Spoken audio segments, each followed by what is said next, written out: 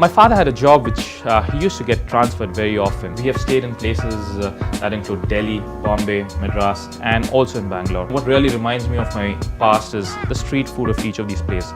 Very unique in flavor, made with a lot of passion by the locals. Those are the moments I really relish. Honestly, I'm not going to tell you that I've been inspired by my mother, my grandmother, nobody of that sort. Mom wanted me to be a doctor, dad wanted me to be an engineer. I was far from it. I was thinking of a chef's profession where you get paid to eat, and yeah, that's exactly what I ventured into. It's changed with time. It changes with who the audience are. It changes with who I'm cooking for and what the occasion is. I keep it simple. If it's kids, there's no point of cooking truffles for kids. There's no point of doing a foie gras for kids. Likewise, there's no point of doing French fries for connoisseurs. So it keeps changing with time. I believe in keeping it simple. If I had to rate it into 1, 2, 3, I would say taste comes first for me, followed by the cooking technique, and then followed by presentation. Alright chefs, new order, 1 corn soup, 1 risotto, 1 fagotini. Yes, chef. I really relish slow cooking. I love slow braises. I also like confit. I believe those are the techniques which actually intensifies flavors. They kind of concentrate flavors, which I kind of really like. Slow cooking, slow braising, confit, yes. A dessert for sure. I'm a Western chef by profession, but I'm a pastry chef by heart. I initially started being a pastry chef, so desserts for sure.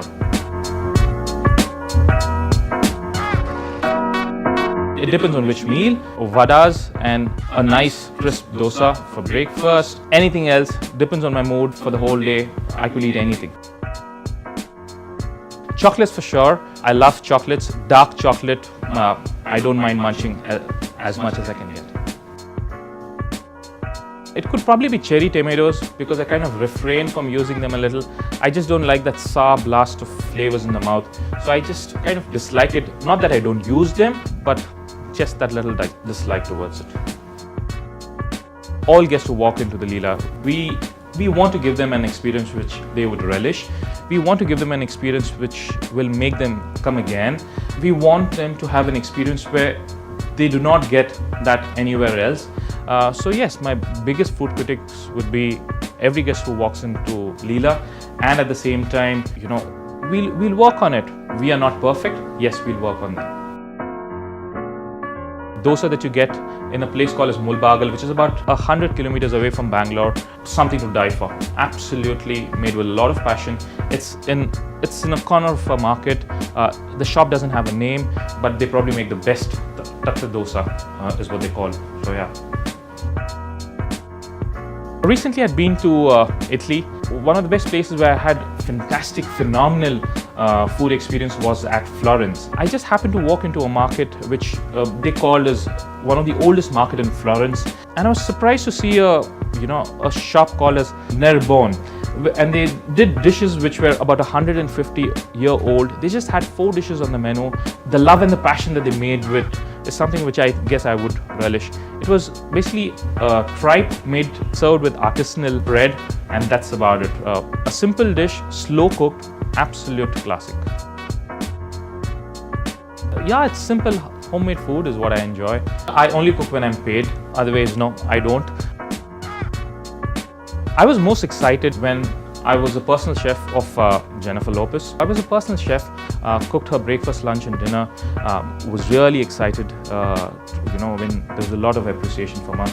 I also happened to do a state banquets for Prime Minister Modi, which was also appreciated, where we did South Indian food with a lot of research that went inside, weeks of research that actually went on to make that banquets a great success. Honestly, I think not just one. I would want to work with Michael Wignell. He's a 2-star Michelin chef at Latame for his complexity of food. I would probably want to work with Mark Best for the combinations he makes. I would probably want to work with Angela Harriet just for the rustic nature of her food. So there are a lot of chefs that I personally would want to work with. For one of the wine dinners that we're actually making, I was making a mousse, a savory mousse. It was a cold mousse which had to be set. So I made it all. It had to be made about an hour before service. So it was made, and then I gave it to one of the trainees, saying, "Put it inside." So at when we were just about to pick the dish, 30 plates had to be plated. I realized, I asked him, "Listen, get that mousse." Then he comes and tells me, "Chef, it's still not set." I was really shocked that when I told him put it inside, he had actually put it in the oven rather than it being put in the fridge. It was one crazy day, but nevertheless, we just managed to do something out of it and got a guest fed. But this is something that really stands out. I got a guest who we were told is a very important guest. I went to the table. I thought I'll go and take the order. She said, "Chef, I love pizza. Chef, why don't you make me a hand toss?" I said, "Fine. Ma'am, anything else that you'd want?" So she tells me, "Chef, I don't eat cheese." I said, "Okay, ma'am, cheese. I'll make a pizza without cheese. No problem, ma'am." Then she says, "Chef, I don't eat tomatoes either." I said, "Ma'am, what is left now, ma'am?" Now, honestly, a pizza without cheese and tomato, nothing left. She might as well had roti in case.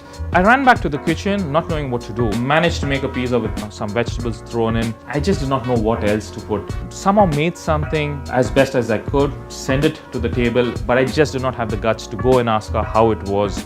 So it remains a mystery whether she actually liked it or she did not.